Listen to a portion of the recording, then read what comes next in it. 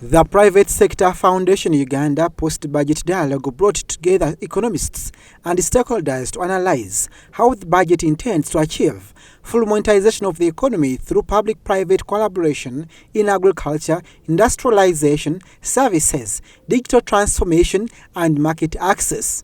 The areas that we think need more help in the ATMS, whereas they are there, we think that there should be more emphasis on private sector support, especially MSMEs in that context. So, experts are optimistic about the prioritization of the 4 pillars of agro-industrialization, tourism development, mineral development, and science, technology, and innovation, saying these sectors will enhance financial inclusion and economic growth. The science, technology, and innovation, including the creatives industry.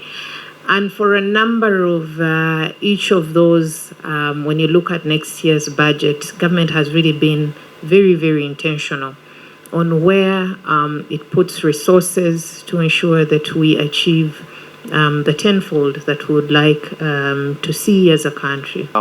There is growing investor confidence in Uganda. Investors are increasingly expressing interest in Uganda's SMEs.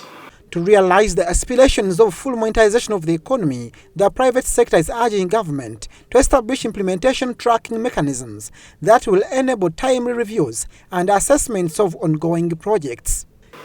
And then MDA work plans. We know of ministerial policy statements, but how much of this is going to be implemented? And then, of course, measurable outcomes. We actually need a scorecard for every ministry.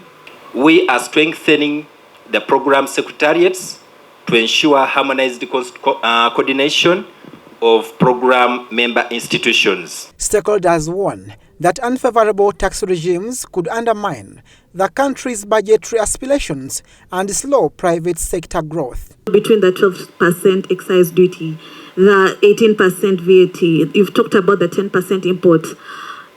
In a sector that is price sensitive, it makes it very hard for people, one, to afford strategies into place that allow businesses to make more profit, not suffocate and close businesses.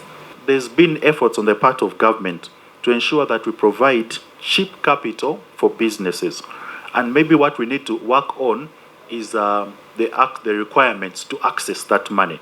Government has appropriated at least 4 trillion shillings in the 2026-2027 budget to support the growth of affordable and sustainable businesses through programs such as the Parish Development Model, Emyoga, and the Growth Project, among others. Abdunasele Lubwama and Rogers Komagum for UBC.